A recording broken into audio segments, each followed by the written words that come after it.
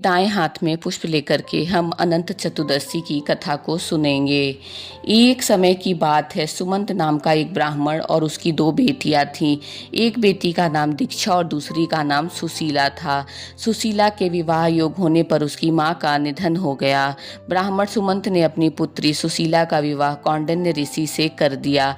कौंडिन्य ऋषि सुशीला को लेकर अपने आश्रम जा रहे थे, लेकिन रास्ते में रात हो गई और वे दोनों एक जगह पर रुक गए। उस जगह पर कुछ महिलाएं अनंत चतुर्दशी व्रत की पूजा कर रही थीं। सुशीला ने व्रत की महिमा का ज्ञान प्राप्त किया और 14 गांठों वाला अनंत धागा धारण कर लिया व्रत के प्रभावित होकर के। ऋषि कौंडिन्य को यह अच्छा नहीं लगा और उन्होंने धागे को तोड़कर आग में डाल दिया। अनंत सूत्र के इस अपमान के कारण कौंडिन्य ऋषि की सारी संपत्ति नष्ट हो गई, वैभव समाप्त हो गया और वे दुखी और दरिद्र हो गए।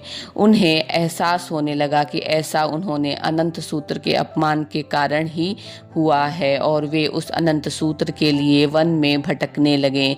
एक दिन वे भूख प्यास से जमीन पर गिर पड़े, तब भगवान अनंत प्रकट हुए।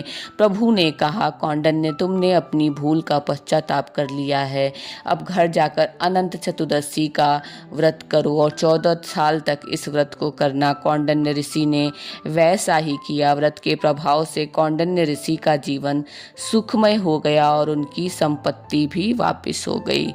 इस प्रकार से यहाँ पर अनंत चतुर्दशी की कथा समाप्त होती है। अब हमने जो अपने दाएं हाथ में पुष्प लिया था, उस पुष्प को हम भगवान श्री हरि के चरणों में समर्पित कर देंगे।